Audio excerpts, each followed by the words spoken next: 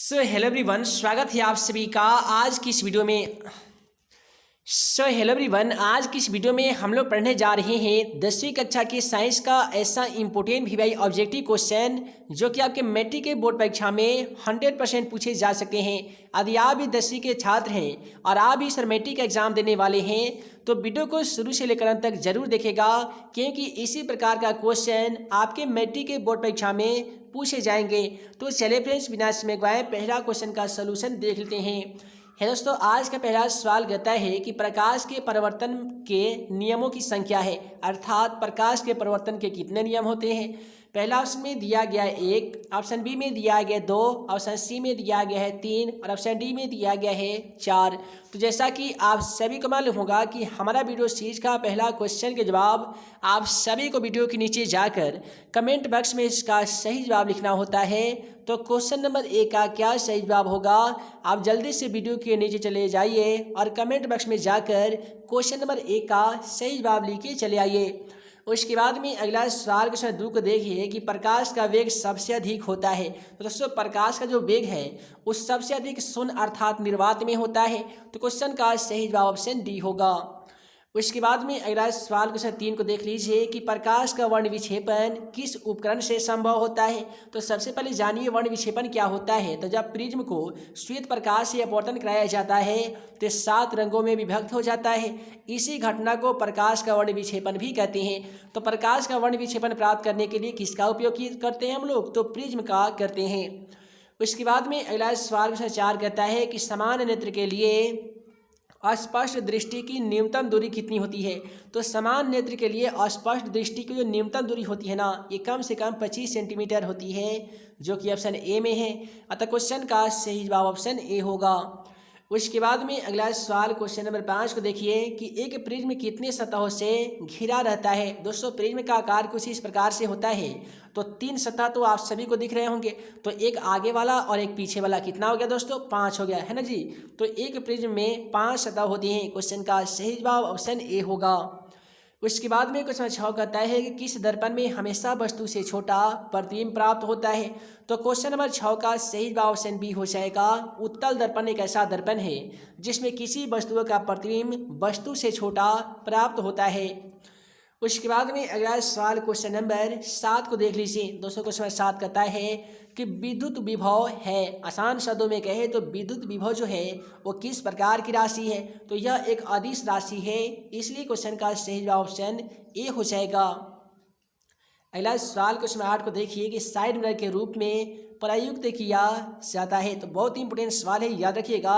Side mirror के रूप में उत्तल दर्पण का प्रयोग किया जाता है। ये दोस्तों एक सवाल पूछे जाते हैं सवेटी क्वेश्चन में कि आखिर क्या कारण है कि साइड मिरर के रूप में उत्तल दर्पण का प्रयोग किया जाता है। तो आसान शब्दों में बता दीजिएगा कि साइड मिरर का दृष्टि क्षेत्र काफ़ी ही बड़ा होता है, उत्तल दर्पण का दृष्टि क्षेत्र काफ़ी ही बड़ा होता है, जिसके कारण पीछे से आने वाली तमाम बड़े से बड़े गाड़ियों का प्रतिबिंब आसानी तरीके से उत्तल दर्पण में बन जाता है, जिससे एक्सीडेंट से बचाव की जाती है। अर्थात यही कारण है कि साइड मिरर के रूप में उत्तल दर्पण का प्रयोग किया जाता है।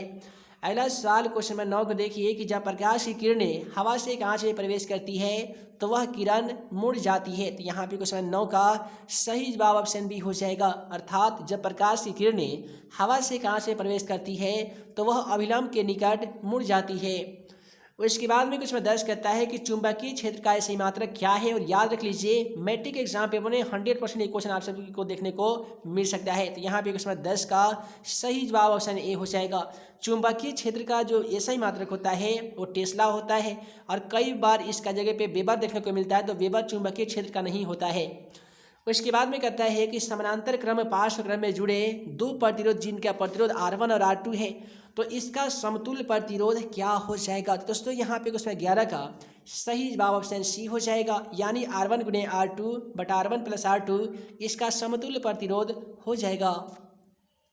उसके बाद में अगला सवाल क्वेश्चन 12 को देखिए। दोस्तों, क्वेश्चन 12 क्या कहता है कि जूल प्रति कूलम जे प्रति सी कहा जाता है। तो दोस्तों, जूल प्रति कूलम बराबर क्या होता है, तो वोल्ट होता है, क्योंकि वोल्ट का इस विभवांतर का ऐसा मात्रक वोल्ट होता है जिसे सांकेतिक चिन्ह भी द्वारा सूचित किया जाता है, और भी बराबर जे प्रति सी यानी जूल प्रति कूलम होता है।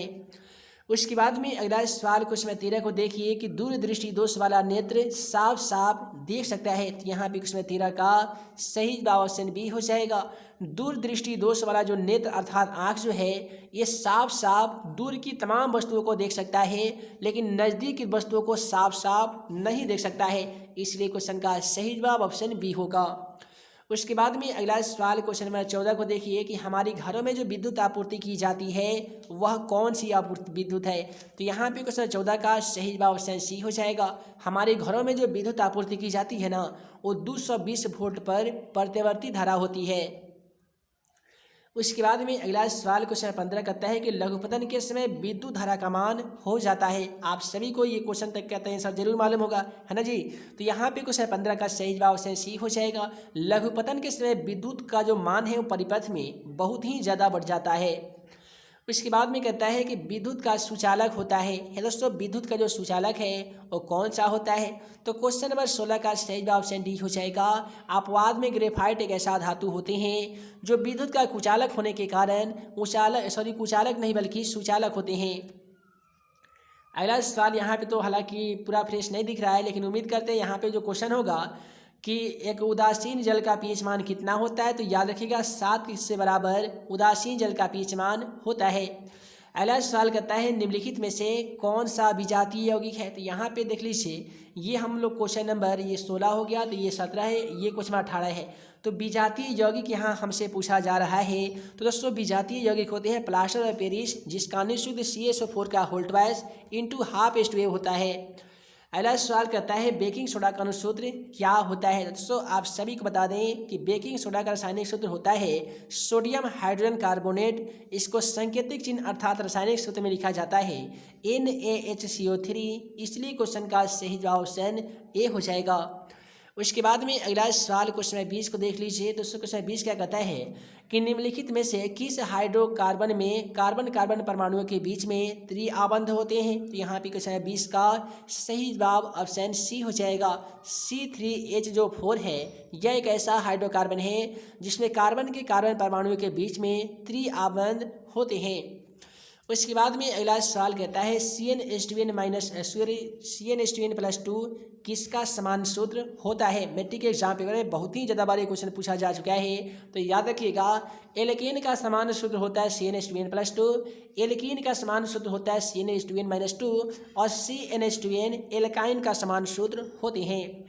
अगला सवाल 22 को देखिए कि कार्बनिक यौगिकों में कार्बन की संयोजकता कितनी होती है। तो दोस्तों जितने भी कार्बनिक यौगिक होते हैं उसमें कार्बन की जो संयोजकता है वो 4 होती है। क्वेश्चन का सही जवाब ऑप्शन सी होगा 4। क्योंकि देखिए कार्बन की जो परमाणु संख्या है वो 6 होते हैं। ये किस प्रकार से होता है तो 2 और 4 होता है जिसमें 4 कार्बन की संयोजकताएँ होती है।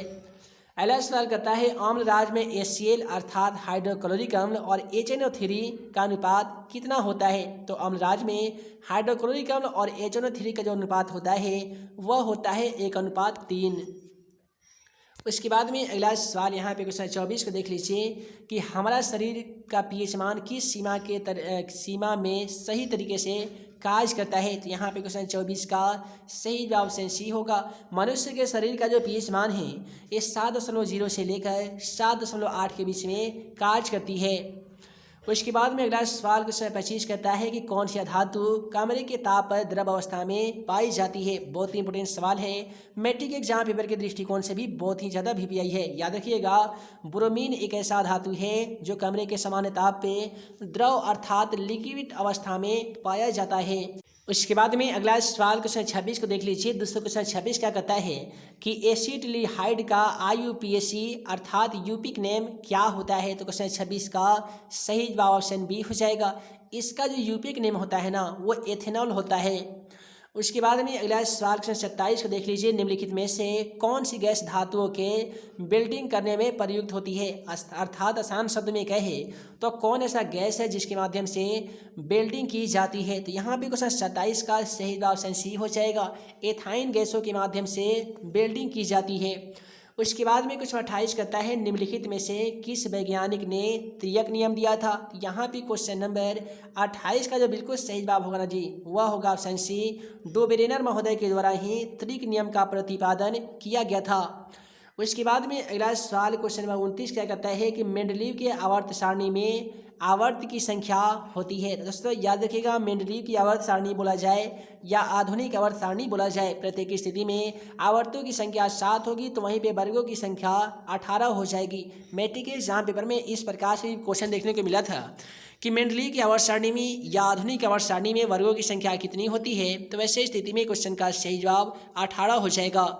उसके बाद में कहता है कि कोयला तथा पेट्रोलियम है। तो याद रखिएगा, कोयला और पेट्रोलियम यह एक अनवीकरणीय संसाधन है। सॉरी, यहाँ पे क्वेश्चन 30 का जो बिल्कुल सही जवाब हो जाएगा वो जीवाश्म ईंधन हो जाएगा। यह एक अनवीकरणीय संसाधन तो है ही, साथ में जीवाश्म ईंधन है। जीवाश्म ईंधन इसलिए है क्योंकि जीवों के अवशेष से प्राप्त हुए ईंधन को जीवाश्म ईंधन कहा जाता है। जैसे कोयला हो गया, पेट्रोलियम हो गया, खनिज हो गया, प्राकृतिक गैस हो गया, ये सभी के सभी जीवाश्म ईंधन होते हैं। क्वेश्चन 31 को देख लीजिए, निम्नलिखित में कौन सा प्राकृतिक संसाधन है। तो देखिए, वायु, जल, मृदा, ये सभी के सभी प्राकृतिक संसाधन है। क्वेश्चन का सही जवाब ऑप्शन डी होगा, ऑल ऑफ दीज, यानी इनमें से सभी। क्वेश्चन 32 को देखिए, कैल्शियम की परमाणु संख्या है। तो दोस्तों कैल्शियम का सांकेतिक चिन्ह Ca होता है। इसका जो परमाणु संख्या है वो 20 होता है, साथ ही इसका परमाणु द्रव्यमान 40 होता है, ये भी याद रखिएगा। तो क्वेश्चन 32 का जो बिल्कुल सही जवाब हो जाएगा वह होगा ऑप्शन ए, यानी 20। इसके बाद में अगला सवाल देखिए कि स्वपोषी पोषण के लिए आवश्यक है। याद रखिएगा, स्वपोषी पोषण के लिए अर्थात प्रकाश संश्लेषण के लिए क्लोरोफिल, CO2 तथा जल के साथ साथ सूर्य का प्रकाश होना काफ़ी आवश्यक है। इसलिए क्वेश्चन का सही जवाब ऑप्शन डी होगा, इनमें से सभी। उसके बाद में क्वेश्चन 34 क्या कहता है, निम्नलिखित में से कौन एक अपघटक है। तो यहाँ पे क्वेश्चन 34 में सही जवाब ऑप्शन बी हो जाएगा, बैक्टीरिया जो है यह एक अपघटक है।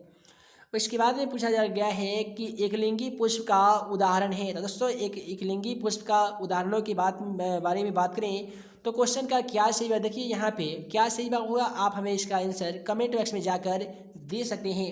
अगला सवाल 36 नंबर सवाल क्या कहता है कि मेंडल ने अपने प्रयोग में किस पौधे का चयन किया था। उम्मीद है आप सभी को इसका आंसर तो मालूम होगा कि मेंडल ने अपने प्रयोग में मटर के बौने पौधों का चयन किया था। क्वेश्चन का सही जवाब ऑप्शन सी होगा, मटर, यानी पी।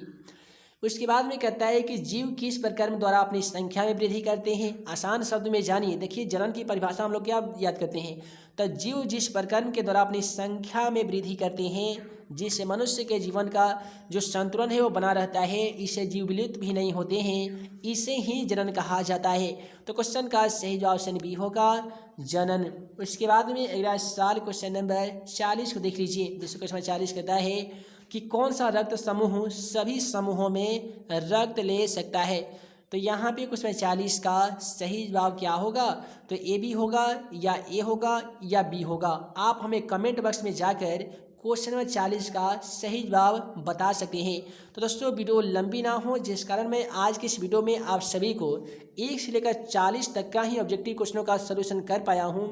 आगे आने वाली पार्ट में आप सभी को देखने को मिलेगा क्वेश्चन नंबर 41 लेकर इस PDF में जितने भी 80 तक नए पैटर्न पर आधारित सवाल हैं, इन सभी ऑब्जेक्टिव क्वेश्चनों का सलूशन यदि आप पाना चाहते हैं तो यार जल्दी से वीडियो को लाइक करने के साथ चैनल पे नए होंगे तो चैनल को सब्सक्राइब करके बेल आइकन को दबा दीजिए, ताकि जैसे ही हम कोई भी इंपॉर्टेंट क्वेश्चन का वीडियो लेक्चर अपलोड करें उसका नोटिफिकेशन आप सभी को मिल सके और आप हमारे द्वारा बनाए गए तमाम VVI क्वेश्चन का वीडियो सबसे पहले देख सकें। तो आज की इस वीडियो में इतना ही, हम जल्द मिलेंगे अगले वीडियो में नए VVI क्वेश्चन के साथ। तब तक के लिए आप सभी को वीडियो देखने के लिए बहुत बहुत धन्यवाद।